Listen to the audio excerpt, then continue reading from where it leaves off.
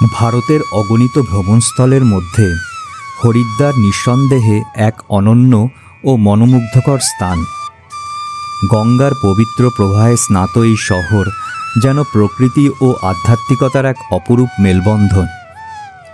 হিমালয়ের কোলে জন্ম নেওয়া গঙ্গা যখন এখানে এসে শান্ত সুরে বয়ে চলে, তখন তার নির্মল রূপ ও পবিত্র ধারা হৃদয় ভরে দেয় এক অদ্ভুত প্রশান্তিতে। প্রতি বছর অসংখ্য ভক্ত ও পর্যটক এখানে আসেন শান্তি, ভক্তি ও প্রকৃতির সৌন্দর্য উপভোগ করতে। আমি নিজে এই প্রথম হরিদ্বারে পা রাখলাম। আমার সঙ্গে রয়েছেন কয়েকজন প্রবীণ ভ্রমণসঙ্গী, যাদের বয়স 70 ছুঁই ছুঁই। তাই আমি খুঁজছিলাম এমন একটি হোটেল যা হারকিপৌরি ঘাটের একদম কাছেই, যাতে পায়ে হেঁটেই গঙ্গা আরতির ঐশ্বরিক দৃশ্য দেখা যায়। আর যদি রুমের জানলা খুলতেই দেখা মেলে গঙ্গার ধারার সেই চিরন্তন স্রোত, তবে তার থেকে বড় আনন্দ আর কি হতে পারে। অনলাইনে অনেক খোঁজাখুঁজির পর চোখে পড়ল হোটেল জ্ঞান। ভাড়াটা হয়তো কিছুটা বেশি, কিন্তু লোকেশন অনুযায়ী একেবারে অনবদ্য। আজকের এই ভিডিওতে আমি তুলে ধরব এই হোটেলের খুঁটিনাটি তথ্য।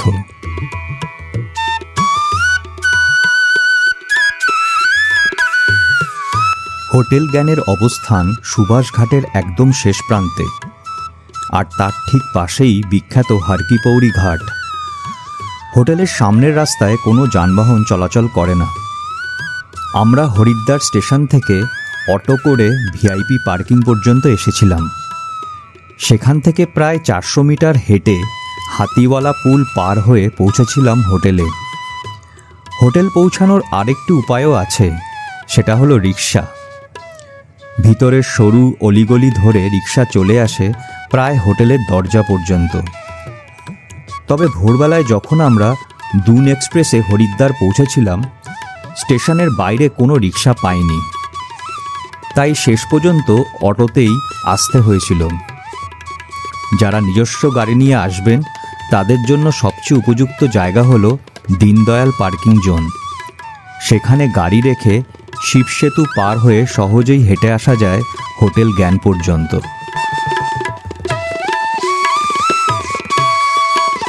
হোটেলে ঢুকতেই সামনে চোখে পড়ে রিসেপশন ডেস্ক। রিসেপশনের পাশ দিয়ে একটু এগোলেই রয়েছে হোটেল লাউঞ্জ। এখানকার চেক ইন ও চেক আউট টাইম বেলা 12টা। তাই আমরা যখন সকাল 6:30টার মধ্যে পৌঁছালাম, তখন রুম অ্যাভেলেবেল ছিল না। ফলে আমরা কিছুক্ষণ লাউঞ্জে বসে ওয়েট করছিলাম। এখানে একটি কমন ওয়াশরুম আছে, যা বেশ পরিষ্কার ও ব্যবহারযোগ্য। প্রায় 3 ঘন্টা অপেক্ষার পর অবশেষে রুমে প্রবেশ করতে পেরেছিলাম। এই হোটেলে লিফট রয়েছে, যদিও সেটি একটু পুরনো ধাঁচের। লিফটে একসাথে সর্বাধিক 4 জন উঠতে পারেন। জ্ঞান হোটেলে মোট 40টি রুম রয়েছে এবং প্রতিটি রুমই এসি রুম। এখানে ফ্রি ওয়াইফাই অ্যাভেলেবেল।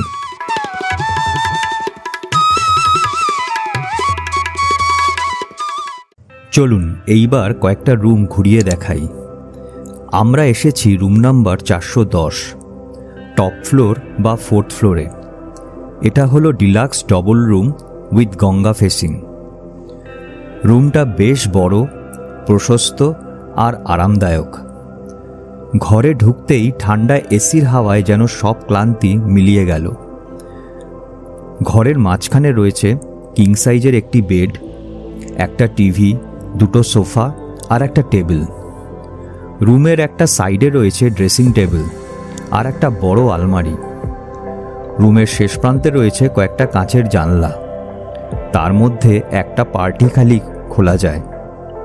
এই হোটেলের কোনো রুমেই প্রাইভেট ব্যালকনি থাকে না, আছে খালি এইরকম জানলা। তবে সব রুম থেকেই আপনি গঙ্গা ভিউ পাবেন না, সেই ব্যাপারে আমি পরে ডিটেলে বলবো। এখন বলি এই জানলা থেকে দেখা সেই অপূর্ব দৃশ্যের কথা। বাদিকে তাকালেই দূরে দেখা যায় বিশাল শিব মূর্তি। তার ঠিক আগে দেখা মেলে হারকিপৌরি ঘাটের একাংশের। সামনেই রয়েছে শিবসেতু ও ধনুষ সেতু। আর তারও ওপারে দেখা যায় ঋষিকেশগামী হাইওয়ে।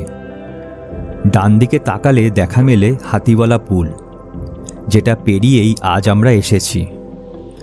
আর ঠিক সামনে গঙ্গার অবিরাম প্রবাহ, যার দিকে চেয়ে থাকলে সময় যেন থেমে যায়। দূরে একটু ভালো করে তাকালে হাইওয়ের পাশে মূল গঙ্গা নদীকে দেখা যায়। আমাদের সামনে যে নদীটি বইছে সেটি আসলে গঙ্গা ক্যানেল, মূল গঙ্গার উপর নির্মিত ভীমগদা ব্যারেজ। সেখান থেকেই এই ক্যানেলে জল সরবরাহ নিয়ন্ত্রণ করা হয়। এই ক্যানেলটি 1854 সালে নির্মিত হয়েছিল বন্যার ক্ষতি রোধ করতে ও কৃষিকাজের জন্য নিয়মিত জল সরবরাহ নিশ্চিত করতে। তবে প্রতি বছর দশেরার পর কয়েকদিন ধরে এই ক্যানেলে জলের প্রবাহ বন্ধ থাকে কিছু সংস্কারের জন্য। তাই আপনি যদি হরিদ্বার ভ্রমণের প্ল্যান করেন, আগে জেনে নেবেন গঙ্গা ক্যানেলে জল থাকবে কিনা। না হলে হরিদ্বারের আনন্দ অনেকটাই ম্লান হয়ে যাবে। এই রুমের জানলা দিয়ে যদিও আপনি হর কি পৌড়ি ঘাটের সকাল বা সন্ধ্যা আরতি সরাসরি দেখতে পাবেন না, তবে এখানেই বসে শুনতে পাবেন মন্ত্রপাঠ, ঘণ্টাধ্বনি আর সবশেষে অনুরাধা পারোয়ালের সেই বিখ্যাত ভজন।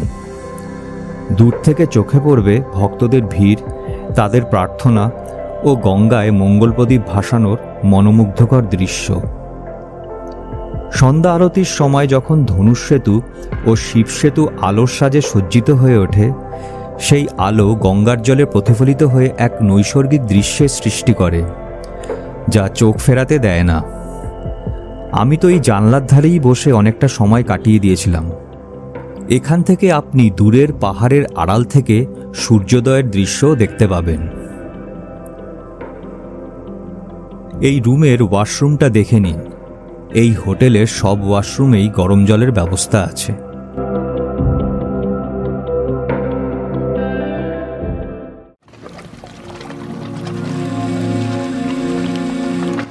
আমি এখানকার সব রকম ক্যাটাগরির রুম এবং তাদের ভাড়ার তথ্য স্ক্রিনে দেখিয়ে দিয়েছি।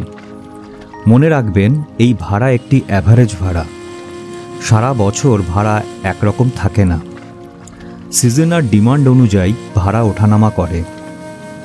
ফ্যামিলি রুমগুলোতে 2টো ডবল বেড থাকে। ভিউয়ের ভিত্তিতে এখানে 3 ধরনের রুম পাওয়া যায়: গঙ্গা ফেসিং, নন গঙ্গা ফেসিং মানে ব্যাক সাইড, আর পার্শিয়াল ভিউ। পার্শিয়াল ভিউ হলো ঘর থেকে গঙ্গার একাংশ আর হর কি পৌড়ি ঘাটের মন্দিরগুলো দেখা যায়। অ্যাডভান্স বুকিং আপনি সরাসরি হোটেলে ফোন করে করতে পারেন। হোটেলের কন্ট্যাক্ট ডিটেলস স্ক্রিনে দেওয়া আছে। আপনি যে সময় যাবেন সেই সময় অনুযায়ী তারা আপনাকে একটা ভাড়া জানাবে। আপনি চাইলে বার্গেনিং করতে পারেন। সাধারণত বুকিংয়ের সময় 30 থেকে 50% অ্যাডভান্স পেমেন্ট দিতে হয়। এছাড়াও মেক মাই ট্রিপ, গোয়াইবিবো, ক্লিয়ার ট্রিপ এইসব অনলাইন ট্র্যাভেল এজেন্সির মাধ্যমেও আপনি এই হোটেলে রুম বুক করতে পারবেন। আমার মতে আপনি প্রথমে দুভাবে চেষ্টা করুন, মানে হোটেলে ফোন করে দেখে নিন ভাড়া কত, আর পাশাপাশি এই অনলাইন পোর্টালগুলোতে চেক করুন যে কত ট্যারিফ দেখাচ্ছে। সেই মতো ডিসিশন নিন কিভাবে বুক করবেন। অনলাইন এজেন্সিতে বুক করলে আপনাকে ফুল পেমেন্ট করতে হবে। এবার আসি ক্যান্সেলেশন পলিসি নিয়ে। যদি আপনি সরাসরি হোটেলে অ্যাডভান্স বুকিং করেন তাহলে বুক করার সময় এই ব্যাপারে বিস্তারিত জেনে নিন। আর অনলাইন এজেন্সির ক্ষেত্রে আপনার বুকিং ডিটেলে ক্যান্সেলেশন পলিসি নিয়ে লেখা থাকে, সেটা ভালো করে চেক করে নেবেন।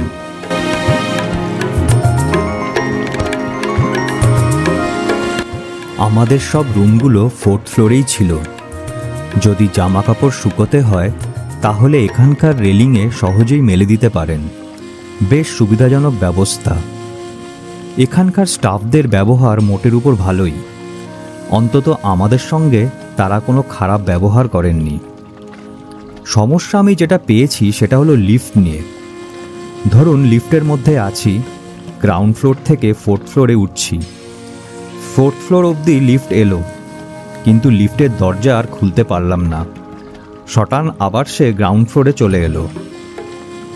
কখনো কখনো এরকম হয়েছে যে 4th ফ্লোরে দাঁড়িয়ে আছি লিফটে উঠব বলে।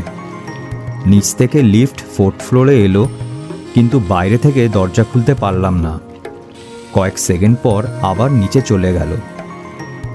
আমরা মোট 3 রাত সেখানে ছিলাম, আর এই সমস্যাটা বার 4 মতো পেয়েছিলাম। তাই বাচ্চা বা বয়স্ক কাউকে লিফটে একা যেতে দেবেন না। এরকম হলে তারা ভয় পেতে পারে বা প্যানিক করতে পারে। এখানকার সিঁড়ির স্পেসটা খুব একটা চওড়া নয়। এখান দিয়ে নামলে একটু সাবধানে নামবেন। চলুন আপনাদের আরেকটা রুম দেখাই, deluxe double room with Ganga facing, room number 411।